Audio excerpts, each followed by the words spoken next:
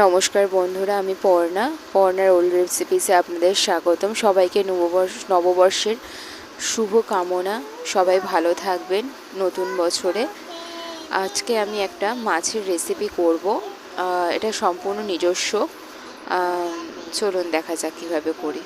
রান্নাটিতে উপকরণ কি কি লাগছে, এখানে 4 পিস মতন আমি কাতলা মাছ নিয়েছি পেঁয়াজ বাটা, আদা রসুন ধনেপাতা আর কাঁচা লঙ্কা বাটা একসাথে, টমেটোর পিউরি আছে, কিছু শুকনো মশলা, টক দই, পেঁয়াজ কুচি আর কাঁচা লঙ্কা কুচি। আর ফোড়নের জন্য লাগছে একটা তেজপাতা, একটা দারচিনি, দুটো লবঙ্গ আর একটু শুকনো। মাছগুলোকে আমি একটু নুন হলুদ মাখিয়ে হালকাভাবে ভেজে নেব। মাছগুলো কড়াভাবে ভাজা হবে না।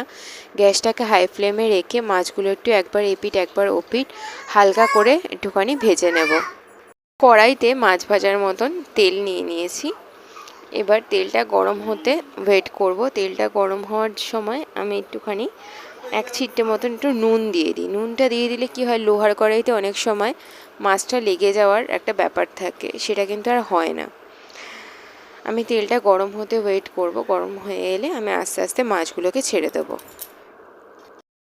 এবার আস্তে আস্তে মাছগুলোকে ছেড়ে দেবো। আমার গ্যাসের ফ্লেমটা হাই আছে। মাছটা ভাজা হতে হতে আমি এখানে একটা মশলা করে নেব। আমি মাছগুলোকে এক এক করে ছেড়ে দিলাম।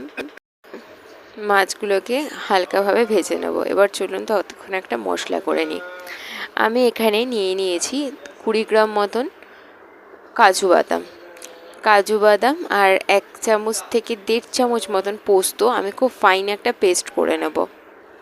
এটা কিন্তু মাছের কালিয়ার মতনই হবে পুরোটা, কিন্তু একটু আলাদা।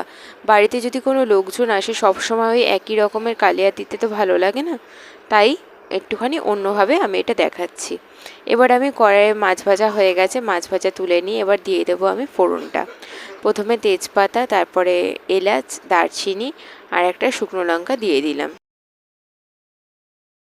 আমার ফোড়নটা হয়ে এসেছে। এবার আমি এর মধ্যে দিয়ে দেবো কুচিয়ে রাখা পেঁয়াজটা যতক্ষণ না লালচে রং ধরছে ততক্ষণ অবধি এটা কিন্তু আপনারা যারা এখনও অবধি আমার চ্যানেলটা সাবস্ক্রাইব করেননি প্লিজ একটু সাবস্ক্রাইব করে দেবেন। আর কেমন লাগছে একটু কমেন্টে জানাবেন। আর ভালো লাগলে লাইক করবেন, বন্ধুদের সাথে শেয়ার করবেন, আর অবশ্যই বেল আইকনটা ক্লিক করে রাখবেন যাতে আমি যাই আপলোড করি না কেন সেটা যাতে সবার আগে আপনাদের কাছে পৌঁছয়। আমার পেঁয়াজটা প্রায় হালকা ভাজা হয়ে এসেছে, এটা আরেকটু ভাজা ভাজা হবে। তারপরে আমি দিয়ে দেবো বেটে রাখা পেঁয়াজটা। আমার পেঁয়াজটা ভাজা হয়ে এসেছে। আমি দুটো কাঁচা লঙ্কা দিয়ে দেব।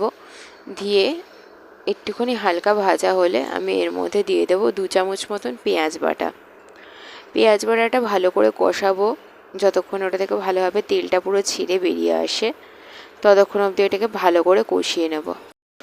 পেঁয়াজ বাটাটা দিয়ে ততক্ষণ কষাবো যতক্ষণ না এটা থেকে তেলটা ভালোভাবে ছেড়ে বেরিয়ে আসছে।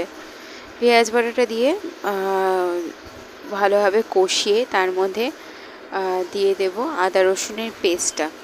কাঁচা লঙ্কা আর ধনেপাতার জন্য আদা রসুনের পেস্টটা একটু সবুজ সবুজ লাগছে দেখতে, কিন্তু খেতে আর মানে গন্ধে এটা কিন্তু এর জন্যেই টেস্টটা আরও দ্বিগুণ বেড়ে যাবে। আমি এটাকে আরও ভালোভাবে একটুখানি কষিয়ে নেব। যতক্ষণ না তেলটা ছেড়ে যাচ্ছে ততক্ষণ অবধি এটাকে ভালোভাবে লো ফ্লেমে কষাবো।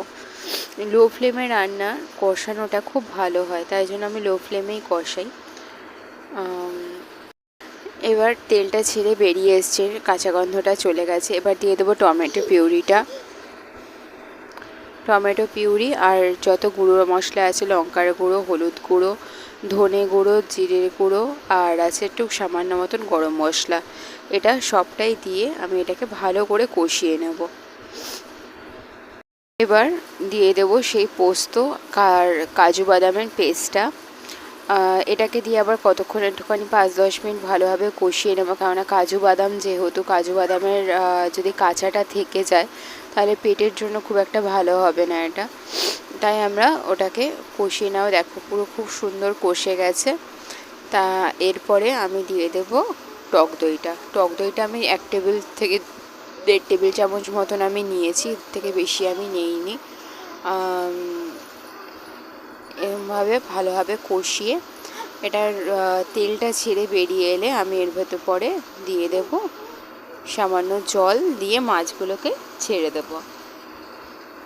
রান্নাটা কিন্তু খুব অল্প সময়ে খুব তাড়াতাড়ি হয়ে যায়, আর খেতেও কিন্তু দারুণ টেস্ট লাগে, একটু রিচ।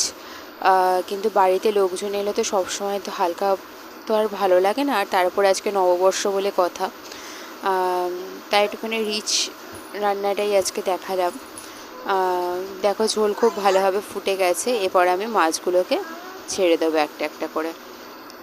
ছেড়ে দিয়ে এটাকে 15 থেকে 20 মিনিট মতন ফুটিয়ে এটাকে নামিয়ে কিন্তু গরম গরম ভাতের সাথে পরিবেশন করলে কিন্তু অসাধারণ লাগে খেতে।